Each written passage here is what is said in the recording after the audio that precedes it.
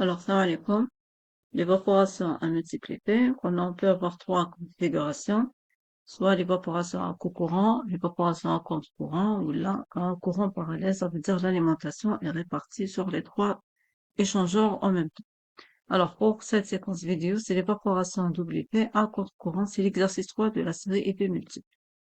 Alors, on vous dit, on considère une évaporation à double effet à contre-courant alimentée dans le deuxième effet par 1000 kg par d'une solution aqueuse de titre massique en soluté 7% à 22 degrés Celsius. Le débit de vapeur de chauffe à 10 bars absolu utilisé pour le premier effet est de 540 kg par.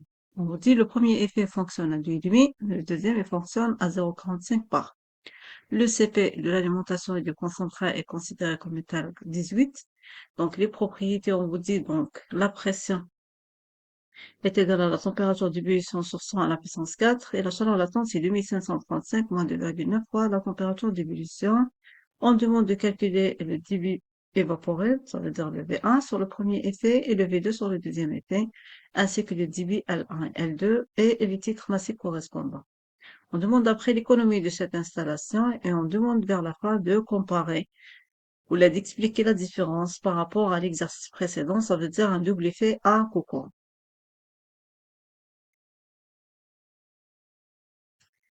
Les données de l'exercice.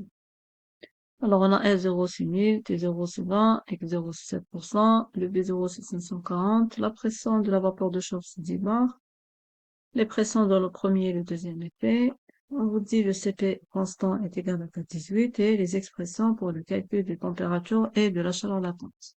Alors, on demande le V1 le V2 sur le premier et le deuxième effet, les concentrats correspondants et les titres massifs. Donc, il faudra d'abord calculer les températures de changement d'état et les chaleurs latentes correspondantes.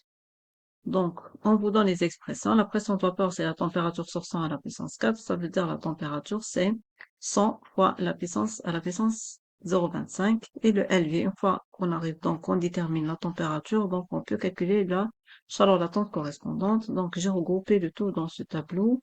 Par rapport à la vapeur de chauffe, on a une pression de 10 bars. La température correspondante, donc, après calcul, donc, c'est le 177,83. La chaleur latente correspondante à partir des données thermodynamiques. Ou là, c'est à partir de cette expression, c'est pas à partir des données thermodynamiques, ça donne le 2019,3. Alors, par rapport à la vapeur V1, donc la vapeur émise par le premier évaporateur, on a une pression de 2,5.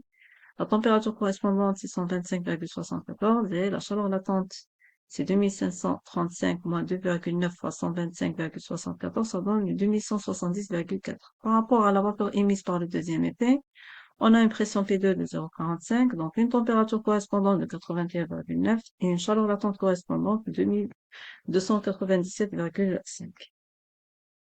Alors, pour le calcul de V1 et V2, c'est pas à partir d'un bilan massique, alors ni le V1, ni le L1, ni le L2, donc c'est à partir d'un bilan enthalpique. Comme on est à contre-courant, donc le bilan, le premier bilan enthalpique qu'il faut donc développer, c'est sur le deuxième effet. Allez sur le deuxième effet parce que c'est le premier échangeur donc qui reçoit l'alimentation. On vous dit que l'évaporateur d'Yelcom est alimenté dans le deuxième effet, donc vous aurez votre alimentation ici, le L0. Donc, si je développe mon bilan enthalpique, la vapeur, donc, qui chauffe cet échangeur, c'est le V1, donc c'est V1 delta H1, qui est égal à moins L0 HL0 plus ce qui sort de cet évaporateur sur le deuxième effet, donc c'est le V2 et le L2 pour les chaleurs latentes correspondantes. Alors, moi, je cherche le V2, mais on dit le L2, c'est une inconnue. Le L0, on vous donne, et le V1, on vous donne, et les données thermodynamiques, c'est à partir des pressions. Alors, ça donne quoi? Ça donne le V1 delta HV1 qui est égal. Pourquoi je peux remplacer le L2? C'est à partir d'un bilan massique. On vous dit donc le L0 est égal à quoi? C'est L2 plus V2 sur le deuxième effet. Donc, le L2, ce n'est autre que le L0 moins V2. Si je remplace dans le bilan enthalpique le L2 par L0 moins V2, je tombe sur cette expression. Après, donc, si je tire le L0 en facteur, ça va donner donc le HL2 moins HL0. Ici, le V2 en facteur, ça va donner HV2 moins HL2. Donc, c'est la chaleur sensible. On l'a pour chauffer notre alimentation parce que c'est une alimentation froide. Ou c'est la chaleur latente correspondante HV ou la HLV. Alors, ça donne vers la fin V1 delta HV1 qui est égal à L0 CP. La température, parce que le L, c'est les enthalpies des liquides. L'enthalpie du liquide, c'est le CP pour la température correspondante. Donc, ça donne la température de L2, la température de L0. Donc, on a, c'est la chaleur de chauffage pour chauffer l'alimentation de la température initiale qui est de 20 pour atteindre la température. T'as le premier effet, t'as le deuxième effet, t'es L2 parce que c'est l'alimentation. Donc, sur le deuxième effet, plus V2, delta HV2. Moi, je cherche le V2. Donc ici, c'est impossible d'avoir le V2 d'aucun à partir de cette expression. D'accord? Parce qu'on n'a pas déjà le V1. Donc là, on dit une première équation. Si je développe le bilan enthalpique sur le premier effet, sur le même principe, ça va donner. Donc, la vapeur de chauffe du premier effet, c'est V0 delta HV0 qui est égal à moins L2 HL2 parce que l'alimentation est le deuxième effet, c'est le L2.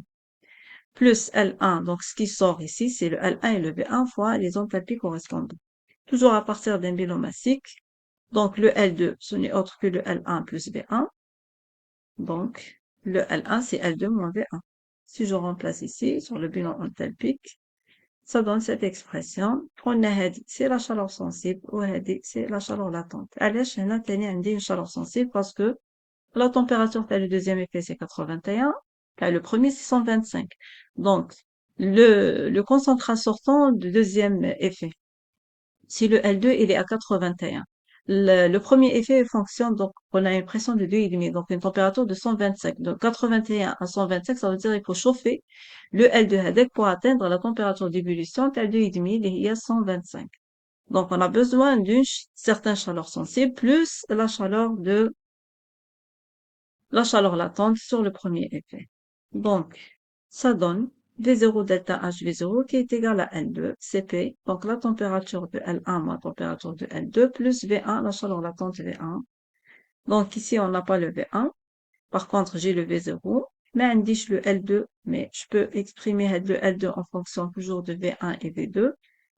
Pour avoir, le but c'est quoi? C'est d'avoir deux expressions avec deux inconnus. Les deux équations à deux inconnus. Donc le L2, par contre, je peux le remplacer par le L0. Moi, on a le L0 est égal à quoi? L2 plus V2.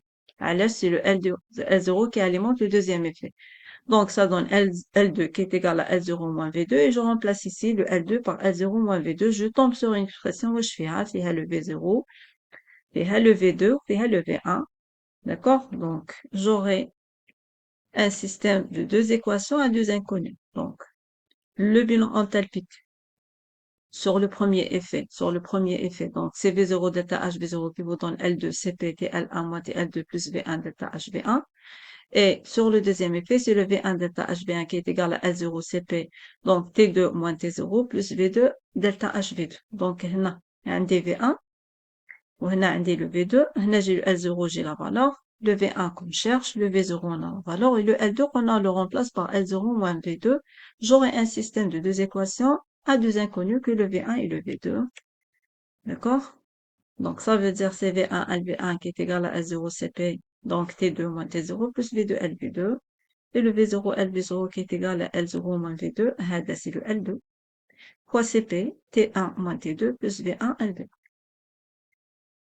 Et ça donne un système de deux équations à deux inconnues. Là, par exemple, je peux faire la somme des deux. Si je fais la somme des deux, le terme كامل تاع le V1, donc يروح يقعد لكم donc une équation qui a que le V2. D'accord? Donc, le V0, le L0, les chaleurs latentes, vous les savez. Donc, je fais mon calcul, je tombe sur V1 qui est égal à 306,7, un V2 qui est de 260. On cherche aussi le L1 et le L2. Donc, c'est les bilans massiques qui vous donnent et le L1 et le L2. Après, pour avoir les titres massiques correspondants, bien sûr, c'est les bilans partiels. Sur le deuxième effet, c'est L0, X0 qui vous donne L2, X2 parce qu'on est à contre-courant. Et sur le premier effet, c'est le L2, X2. Et voilà l'alimentation de le premier effet qui est égal à L1, X1. Donc, à partir de là, je peux tirer mon X1 et mon X2. Alors, le X2, c'est 9,45 et le X1, il doit être supérieur parce qu'on est à contre-courant, c'est 16,15. On demande d'après l'économie. Qu'on a l'économie, c'est toujours la somme des évaporations sur la vapeur de chauffe. Donc, c'est le V1 plus V2. Ça donne une économie de 1,049. Alors, l'économie à coût courant dans l'exercice précédent, donc c'est la vidéo effet multiple 2, l'exercice 2, ça donne 1,044. À compte courant, si le 1,049, c'est légèrement supérieur. Alors, l'économie à compte courant est supérieure à l'économie à coût courant. On vous demande de comparer. Généralement, à compte courant, donc, c'est une configuration qui améliore la répartition thermique, meilleur gradient de température et le liquide rencontre toujours une vapeur plus chaude que lui. Voilà.